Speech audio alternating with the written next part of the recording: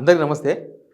CM Revanth Reddy Congress ప్రభుత్వం double role మన సినిమాలో చూస్తుంటాం. Dual action. హీరో ఆయనే ఉంటాడు, విలన్ వాళ్ళే ఉంటారు. ఒకటే హీరో. కృష్ణరాజు సినిమాలు బాగా చూస్తుంటే ఇక ఆ తర్వాత ముగ్గురు దశావతారాల సినిమాలు కూడా వచ్చినాయి. కాకపోతే డ్యూయల్ రోల్ అనేది మాత్రం బాగా గుర్తుంటుంది. ఇద్దరు అన్నదమ్ములు, ఒక ఆయన విలన్ ఉంటాడు, ఒక ఆయన హీరో ఉంటాడు, ఇద్దరు ఆయనే హీరో. సేమ్ తెలంగాణతో కూడా డబల్ గేమ్ ఆడుతున్నారు రేవంత్ రెడ్డి అండ్ సర్కార్. ఎందుకు ఈ మాట మాట్లాడుతున్నానంటే, ఇప్పుడు మొన్న అసెంబ్లీలో మాట్లాడిండు, మీరందరూ విన్నారు.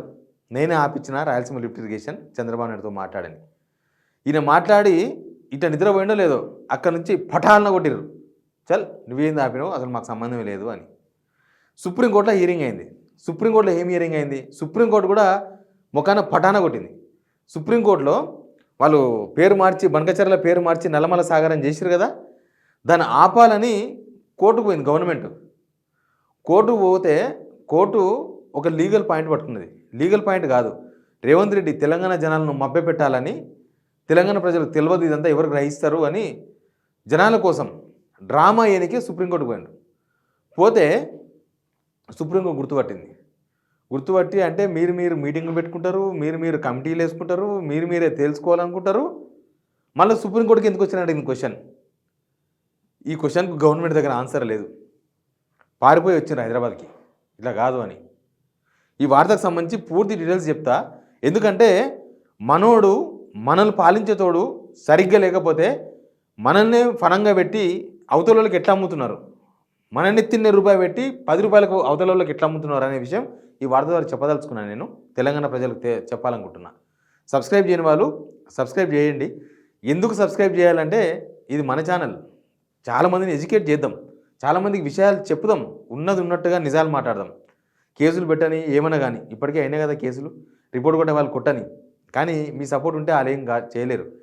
వాళ్ళు కేసులు పెట్టినా నిలబడి మాట్లాడదాం, నిలదొక్కుందాం, గట్టిగా వాయిస్ వినిపిద్దాం. అందుకే సబ్స్క్రైబ్ చేయని వాడు సబ్స్క్రైబ్ చేయండి.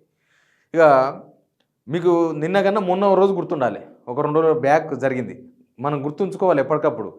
జనాలకు షార్ట్ మెమొరీ ఉంటుంది. రేవంత్ రెడ్డి గట్టిగా నమ్మే సూత్రం అంట చెప్తారు, కాంగ్రెస్ వాళ్ళే చెప్తున్నారు. ఇవాళ చేసింది రేపు గుర్తుండదు, రేపు చేసింది ఎల్లుండి గుర్తుండదు జనాలకు. మళ్ళీ ఎలక్షన్ మూమెంట్లో మనం ఏదో చేసి బయటపడతాం, అంత సీన్ లేదు జనాలకు అన్నట్టుగా ఆయన అభిప్రాయం ఉందంట. ఏంది మొన్న ఏం జరిగింది?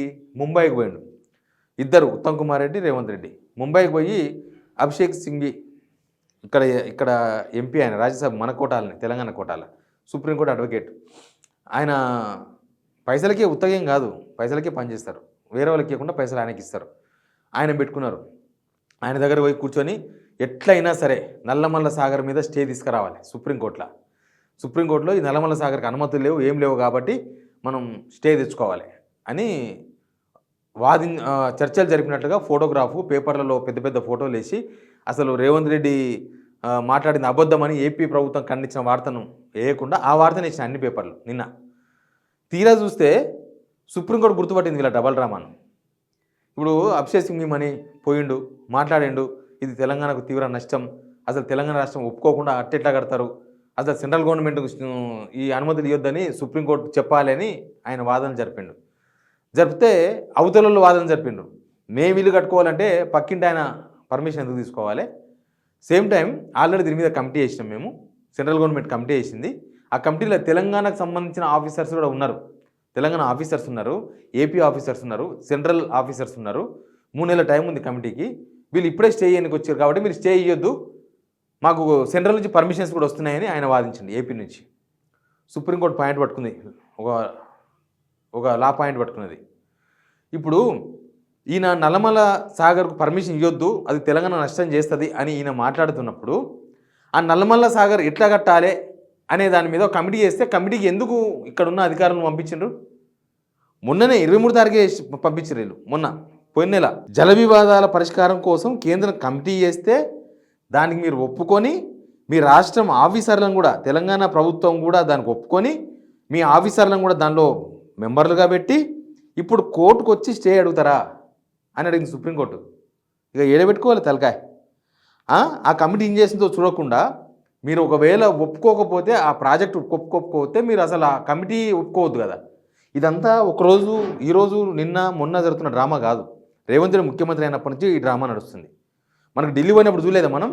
అసలు ఢిల్లీకే పోను అని పేపర్లో రాపించుకున్నాడు. ఢిల్లీకే పోను అన్నాడు. ఢిల్లీకి పోయిండు. మీటింగ్లో పార్టిసిపేట్ చేయమన్నారు. మీటింగ్లో పాల్గొన్నారు. బనకచర్ల మీద డిస్కషనే జరగలేదు అన్నాడు. ఏపీ మినిస్టర్ వచ్చి బనకచర్ల మీద డిస్కస్ చేసినాం, మేము కమిటీ వేయాలని డిసైడ్ అయినాం, ఒక కమిటీ అయిపోతున్నాం త్వరలో అని చెప్పి ఆయన చెప్పేసిండు. రేవంత్ రెడ్డి ఏం చేసిండు, ఆడ ఒక 5 స్టార్ హోటల్లో ప్రెస్ మీట్ పెట్టిండు. ఈయన పెట్టి అసలు ఆ ఎజెండానే లేదు బనకచర్ల ఎజెండా, అసలు మేము ఒప్పుకోము, వాళ్ళ ఎజెండా వస్తే కమిటీ లేదు గిమిటీ లేదు అన్నాడు. అన్నీ అయిపోయినాయి. కమిటీకి లేఖలు వచ్చినాయి, వీళ్ళు కమిటీ మెంబర్లను పెట్టిండ్రు, ఆఫీసర్లను పెట్టిండ్రు. ఇప్పుడు కమిటీ ఫామ్ అయ్యింది, వాళ్ళు మాట్లాడుకుంటారు. నువ్వు కమిటీకి పోయినావు అంటేనే నువ్వు వద్దు అనుకున్నవి కమిటీకి ఎందుకు పోయినావు? అసలు ఆ ప్రాజెక్టు నల్లమల్ల సాగర్ అనే ప్రాజెక్టుతో బంకచర్ల అని పేరు మార్చారు వాళ్ళు. దాంతో తెలంగాణకు నష్టము అని మీరు ఎట్లయితే కోర్టులో వాదించారో ప్రజల కోసం, అంటే ప్రజలకు కనిపించాలి, నడిచేది నడిచిపోవాలి. ముందర తలుపులు మూసేసిండ్రు పోయి వెనక దిడ్డి ఓపెన్ చేసి కూర్చున్నాడు రేవంత్ రెడ్డి.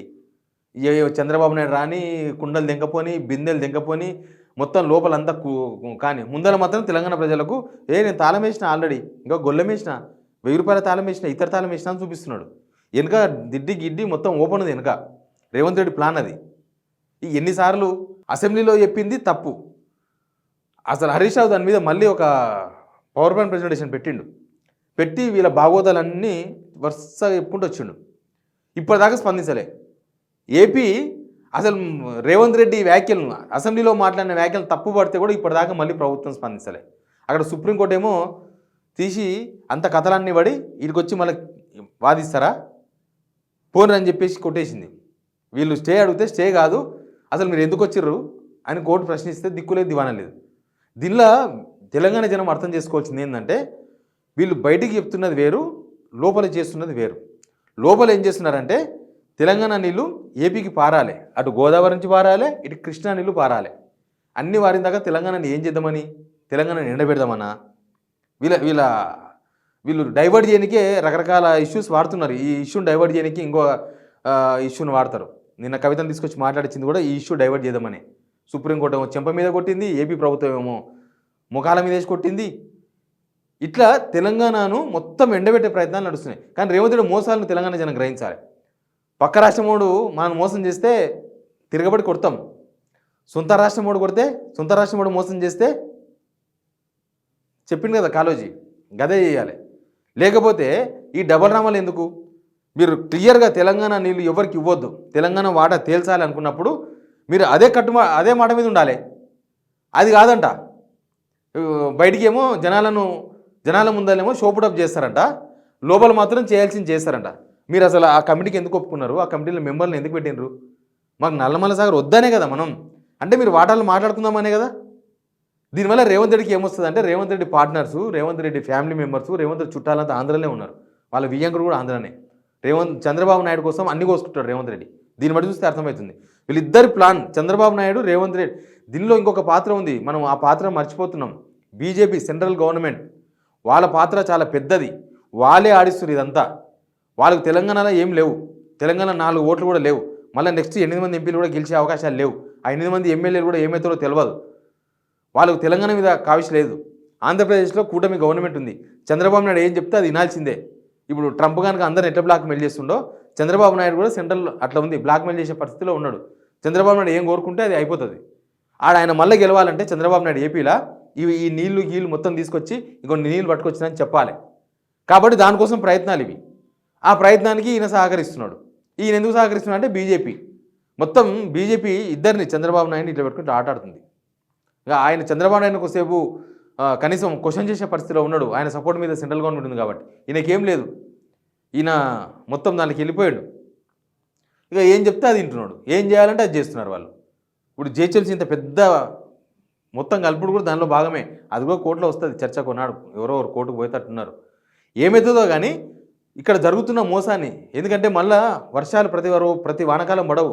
ఓ 10 సంవత్సరాలు ఇట్లా ఉంటుంది సీజన్, ఇంకో 10 సంవత్సరాలు మళ్ళీ పాతకాలం వస్తుంది. మరి అట్లాంటప్పుడు నీళ్ళు మొత్తం పోయిన తర్వాత, మన హక్కులు మొత్తం ఏపీకి పోయిన తర్వాత, మనకు అప్పటిదప్పుడు మనం దూపైనప్పుడు బావి తవ్వితే నీళ్ళు రావు. నువ్వు దూపైనప్పుడు బావి తవ్వే వరకే చచ్చిపోతాం. నీళ్ళు ఎప్పుడు ఉండాలి, మన వాట మనకుంటే మనం వాడుకుంటాం, లేకపోతే వదులుకుంటాం. మనకు అవసరం వచ్చినప్పుడు వాడుకుంటాం, మనకు అక్కడికి వచ్చినప్పుడు వాడుకుంటాం. కానీ ఇప్పుడు ఏదో వర్షాలు పడుతున్నాయి కదా, ఇంకా జనాలు ఎవరు అడగరు, మనకు నీళ్ళతో ఏం పని ఉందని మనం మర్చిపోయినాం అనుకో మనల్ని మొత్తం అమ్మేస్తారు. తెలంగాణను మొత్తం ఇంచు చటాక్ అమ్ముతున్నారు. ఈ విషయం గుర్తుపెట్టుకోవాలి. సుప్రీంకోర్టే క్వశ్చన్ చేసి ఆన్సర్ చెప్పకుండా పారిపోయినట్టు అర్థం చేసుకోవాలి. Please subscribe.